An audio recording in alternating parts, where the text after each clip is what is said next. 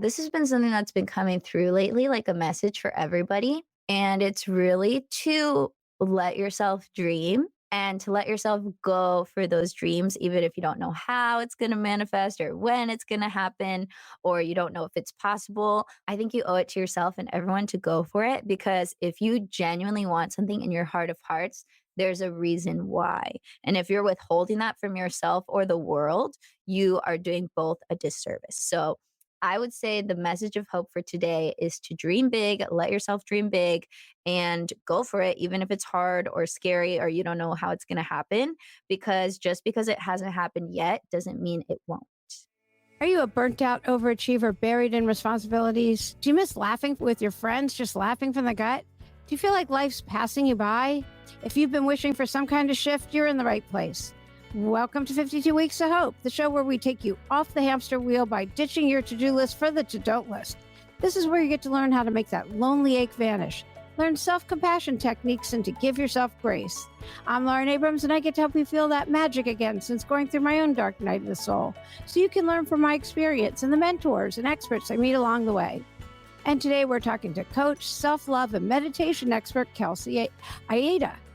Are you ready to use all the incredible energy of the universe and tap into all your intuitive abilities? Do you want to learn how to manifest and use all of this incredible personal development for your and everyone around you's highest good? You're in luck because you get to hear from Kelsey, who overcame an almost deadly 3-year depression and now makes it her mission to teach you these inspiring, empowering visions. After studying and learning for years, she's here to show you how you too can enjoy life and enhance the lives of others. Known as the meditation maven, welcome to 52 Weeks of Hope, Kelsey. Hi, thank you. Thanks Hey. for the great intro. Excited to be here. Yeah, I'm so excited to hear from you. The meditation maven. Wait, and also the self love psychic. I absolutely love that. Known as that too. Yeah, That that's was, fun. yeah, a nickname bestowed to me by one of my friends who was Oh, really I into love human it. design, and she was like, "Oh, your design, like, explains everything about why you're so good at this. You're the Yeah. self-love psychic." And I was like, "Alright." Yeah, take that on. Yeah, as soon as you take that on, that's what you become anyway, right? As soon as that's your moniker. Oh, I Yes. love it. Okay, so a 3-year depression just sounds so dark, which I'm sure it was. Yeah, it was, and I was so young too that 3 years felt a big portion of my life. So this was Wait, probably age, like, 17 to 2021-ish, and that was, like, my first dark night of the soul that kind of initiated me into becoming this wellness spiritual teacher that I am today, and then a few years after that, there was a second dark night of the soul, and that's when I went through a really bad breakup, and I was just going through a lot of grieving, and somehow, like, processing all those really heavy emotions just shed so much energetic density from my body that I opened myself up to all these psychic and intuitive gifts that I had no idea that I had. I became basically like a psychic medium overnight, which was crazy. And so now I use those gifts of channeling and intuitive gifts to help my clients and to write awesome books and to just help people avoid unnecessary suffering and manifest their best lives. I know the unnecessary suffering, I guess, is the part because suffering is part of life, I guess. And it's always, Gonna it's from our darkest times. I read this beginning and I'm like, yeah, there's not going to be only one. Like, it's just not life.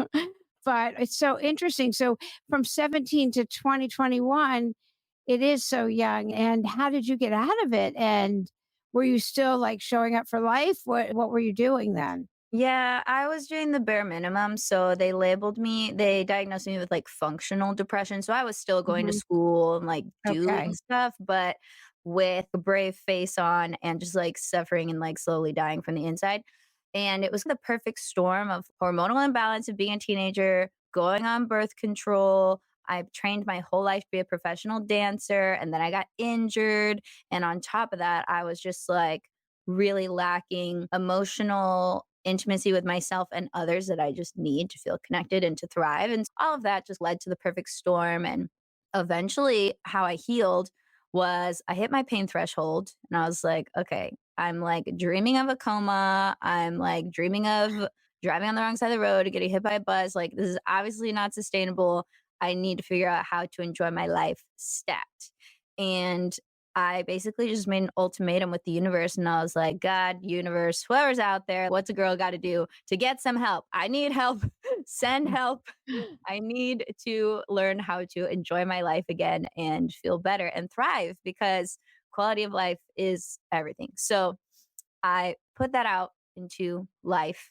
And as life would have it, I received what I was asking for. And I started seeing a really good therapist. I started working with a shaman. I started reading a lot of books about Wait, how did you energy. find a shaman?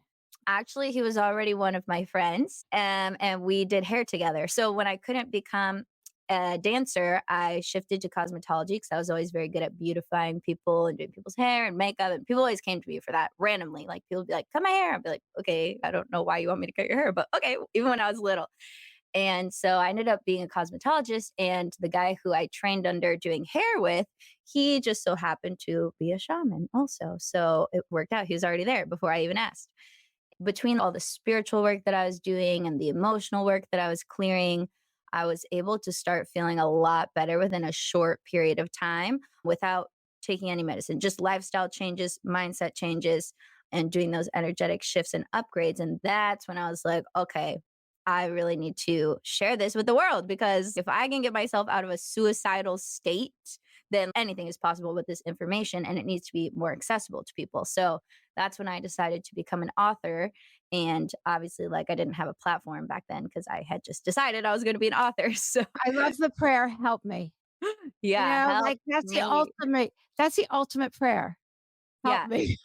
And it works. It was a good one. It worked. Yeah, I can testify. yeah. Okay, so keep Um, going, yes. Yeah, so then I started a blog to build a following, and I would write about overcoming your anxiety and depression and manifesting and raising your vibration and mindset work and how to do affirmations in a way that actually works and like everything that was working for me. I was just sharing about it, So teaching what on it. kind of affirmations were you doing at the time? Because 'Cause I'm sure that's evolved. Yeah, so well, one of the first affirmations that helped me the most was I am not my depression. Ooh, And good. that was when I realized that, like, the same way that you get the cold or a flu, you're not like, I am the flu. I am my cold, right? You just have a cold. It's temporary. You sleep a lot, you drink a lot of water, and you trust that, like, your body's going to heal and you're going to get better, right? You're not like, I am my cold. So if depression is a mental illness, I was just like, okay, if I'm mentally ill, like, I'm sure my body and my mind can heal from this too with the right support.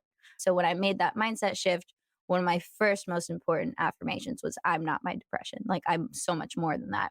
And that helped me to really shift my perspective. And the best place to start is always I am affirmations. I think those are really powerful and very simple, but they've since evolved into my big thing is not to fake it till you make it. I hate when people teach like the 80s approach of, oh, just say you're a millionaire a million times and it'll happen. I'm like, no, if you feel stupid when you say it or you feel like a fraud when you say it, it's actually doing more energetic harm than it is good. So instead, how can we shift the affirmation to be, I'm open to lining up with my richest timeline. I'm excited to make more money than ever before. I'm learning how to manage my finances. Like we just shift the verbiage and the vibration so that it is true to where you are now, but it's also expansive to where you want to go. So you have one foot where you're accepting reality and the other foot in your new vibration. And that I think is the most powerful way to work with them. So that's how I teach them now. Yeah, no, that's good. It's like God doesn't drive parked cars. You can't sit in a corner going, I wish of this and that. Like you have to take some kind of action too. So I like that. It is also the only one that I disagree is saying I love you in the Yeah. mirror, looking at yourself. Because if you wait until you actually feel that, it's never going to happen. Yeah, and And even if I, you don't think it's true, it is true because it's yeah. impossible for you to be against yourself. So that's why it works. So that's the only one that I think you just keep doing it until one day you realize you mean it and you Yeah, believe it and it's not you're not faking it. That's the only one it is a kind of a fake it till you make it, even though, like you said, it's true. You just don't yeah, know it.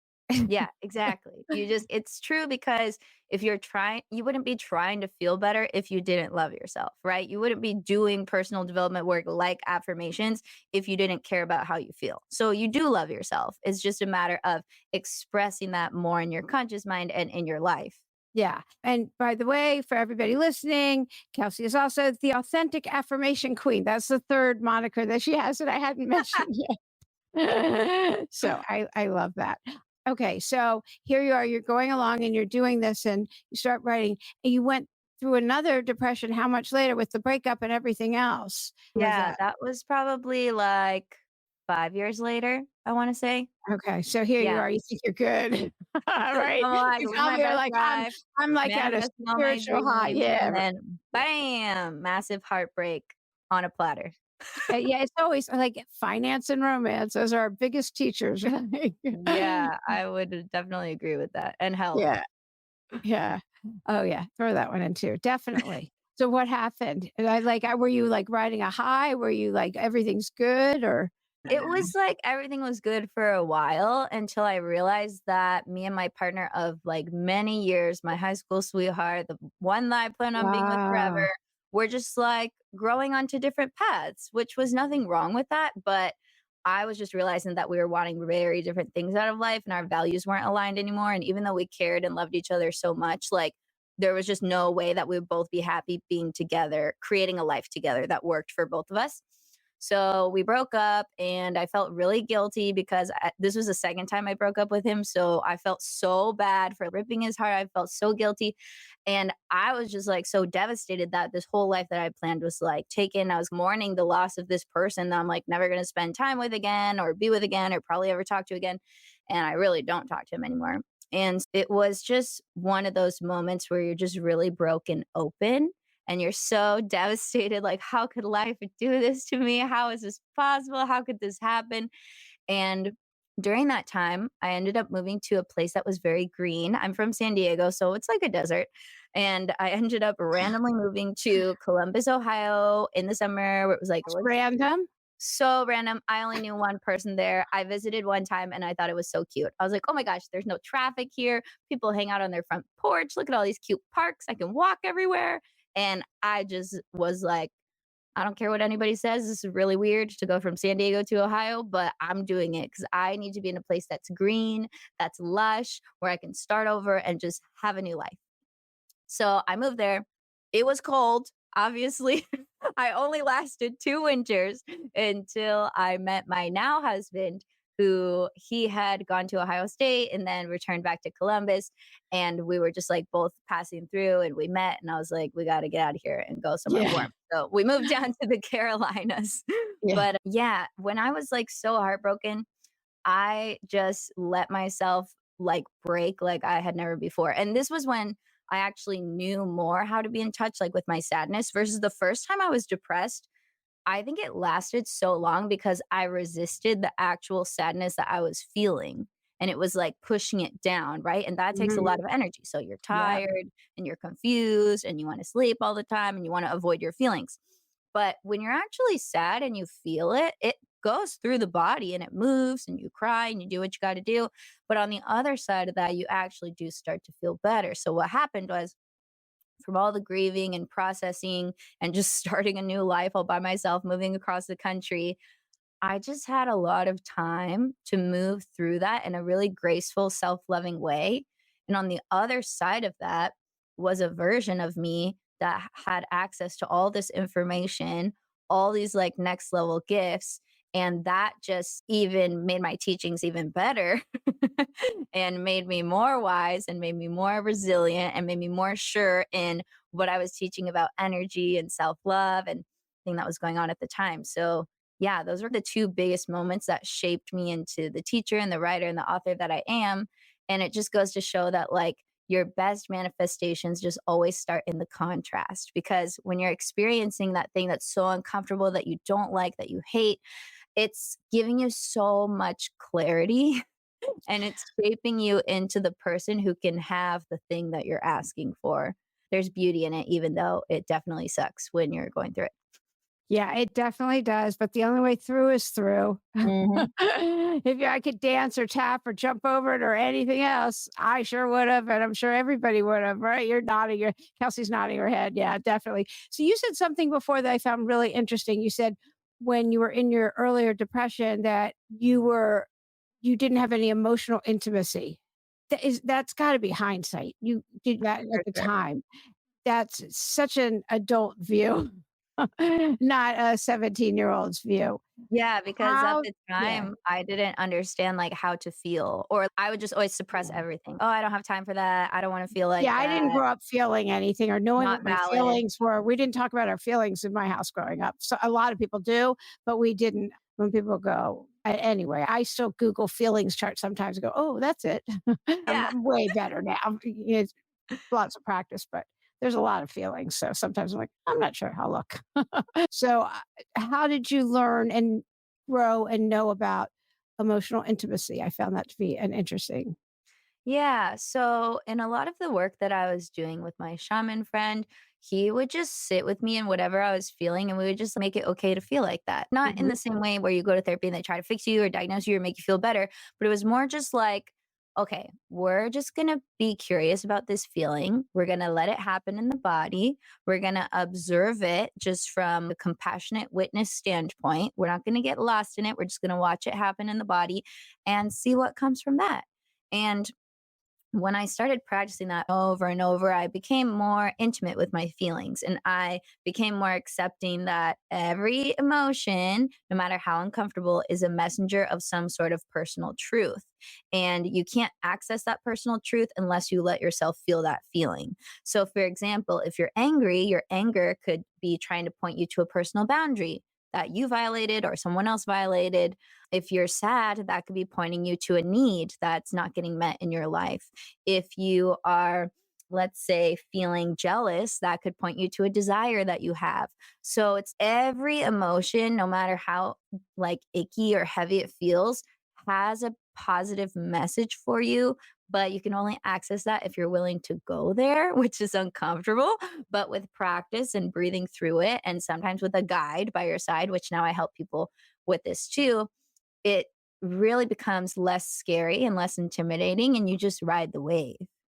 Yeah, yeah. It's interesting when you sit there with a feeling, you can feel where it moves to, and eventually you can feel it move out of your body. And then you're creating new neurotransmitters, which is really incredible. It's how we grow. And Kelsey's nodding and nodding for anybody listening, not watching. So I love that. So here you are, you meet your husband, you move on. How did you continue your growing? I love hearing how people's spiritual journeys move because what you're doing now is so further along from where it was. How did you get introduced and find all your gifts? And how would you help someone else tap into their intuition? Like, how could they, if they're listening, tap further into theirs? Yeah. So something that I've been exploring ever since the psychic gifts open up is trusting my intuition and trusting the information that comes through and not judging it right away or trying to put a label on it or trying to figure out what it means. Like just letting it come through and then observing it. Be like, oh, that's interesting. I wonder what that means. Like getting curious about it. Cause sometimes like I'll write something down and I'll be like, I don't know where that came from, but that is fire. I'll read it back and I'll be like, that is so good. That is what the people need. That is what I needed.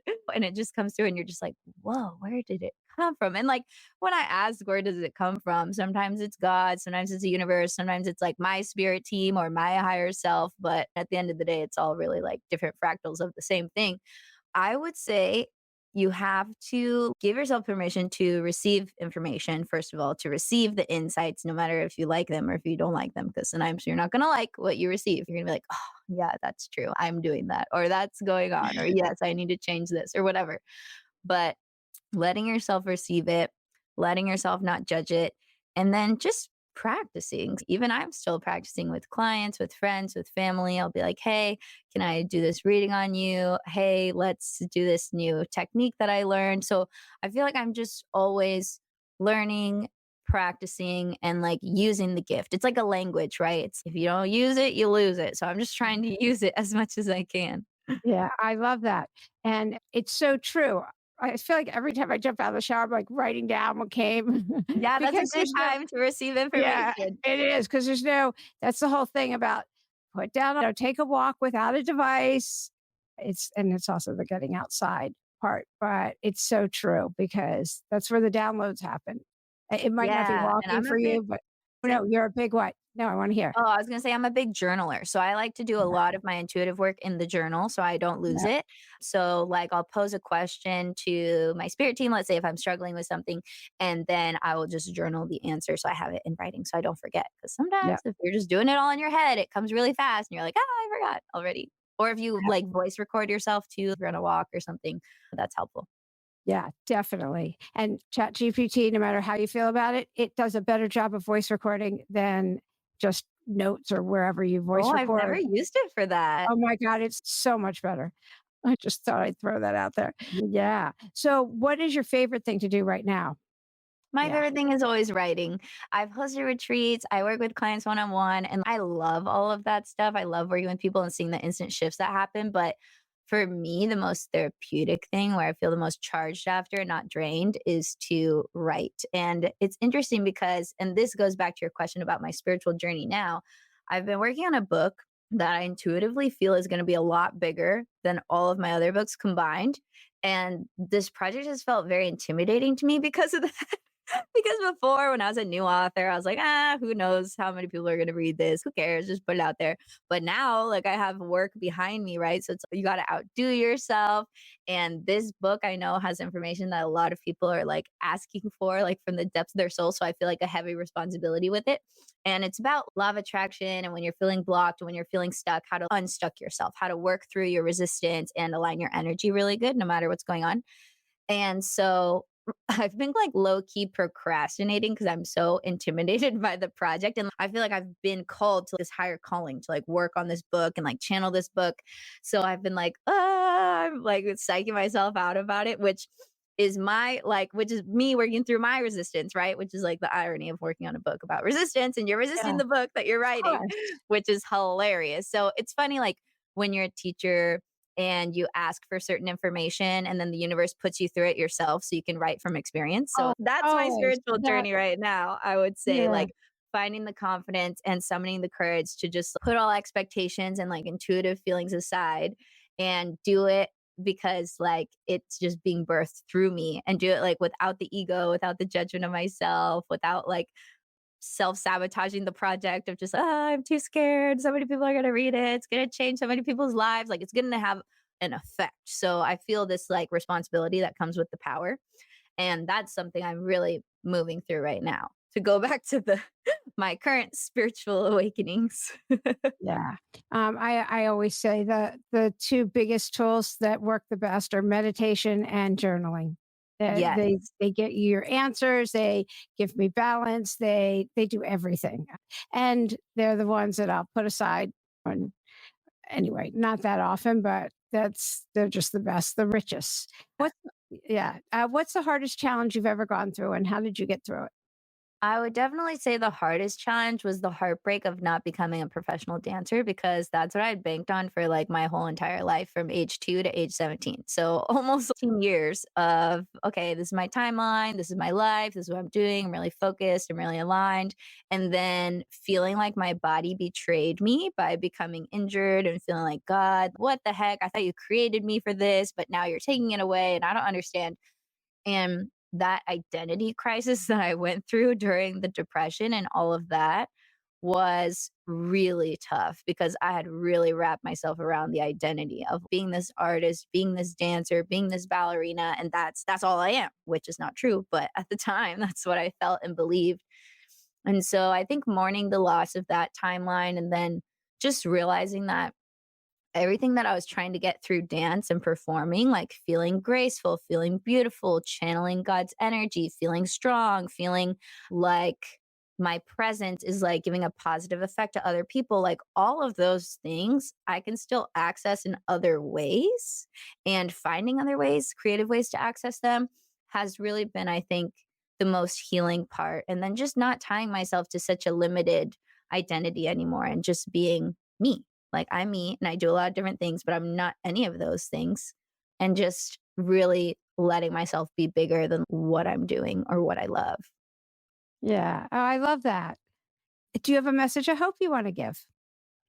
A message of hope. Yeah, this has been something that's been coming through lately, like a message for everybody. And it's really to let yourself dream and to let yourself go for those dreams, even if you don't know how it's going to manifest or when it's going to happen, or you don't know if it's possible. Like, I think you owe it to yourself and everyone to go for it, because if you genuinely want something in your heart of hearts, there's a reason why.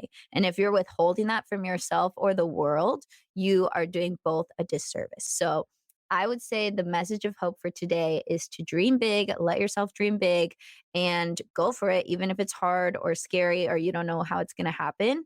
Because just because it hasn't happened yet doesn't mean it won't. Yeah. Yay. I love that. And is there anything else that I didn't ask you that we're going to be done and you're going to be like, Lauren didn't ask me about this? I would love to give a resource since we're really like talking about journaling a lot.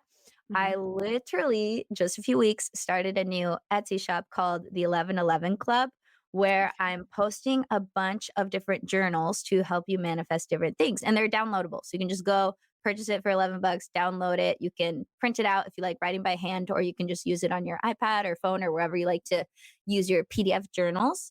And I like am obsessed with the tool of self inquiry. Like when you ask yourself the right questions, you get powerful insights, Oh, you get yeah. powerful answers.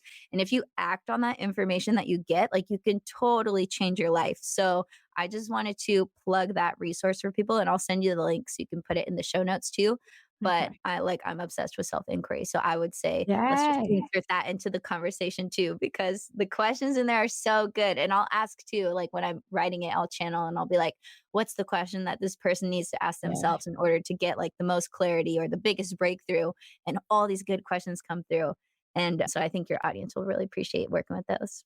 Oh, I love that. Thank you. Okay. And the self love psychic, how'd you get the moniker? Explain that. I did forget to ask you that.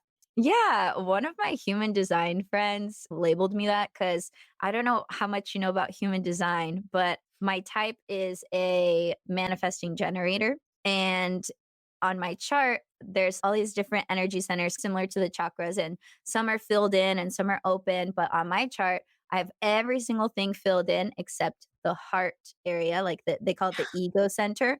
So I'm pretty like defined as a person. Like I have a pretty set identity and like my thoughts are my thoughts, and I don't get easily affected by a lot of other things. But this open heart energy, this open ego center means that I'm very in touch with like where other people feel that they're lacking or they're not good enough. And so it helps me the way that I'm designed to read others and to read their most vulnerable things and to be able to call that out so we can shift it for them.